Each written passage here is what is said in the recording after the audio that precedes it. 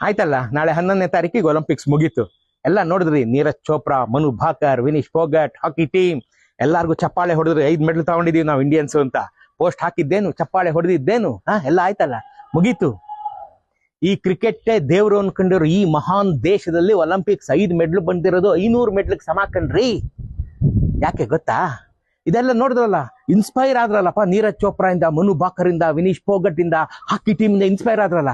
ಕಳ್ಸಿ ನಿಮ್ ಮಕ್ಳನ್ನ ನಾಳೆಯಿಂದ ಜಾವ್ಲಿನ್ ಎಸೆಯಕ್ಕೆ ಕಳ್ಸಿ, ಕುಸ್ತಿ ಆಡಕ್ ಕಳ್ಸಿ, ಹಾಕಿ ಆಡಕ್ ಕಳ್ಸಿ. ನಿಮ್ ಮಕ್ಳು ಸಾಫ್ಟ್ವೇರ್ ಇಂಜಿನಿಯರು, ಡಾಕ್ಟ್ರು, ಅಡ್ವೊಕೇಟು, ಎಲ್ಲ ಬಿಸ್ನೆಸ್ ಮನ್ ಎಲ್ಲ ಆಗ್ಬೇಕು. ಪಕ್ಕದ ಮನೆಯಲ್ಲಿ ನೀರಜ್ ಚೋಪ್ರಾ.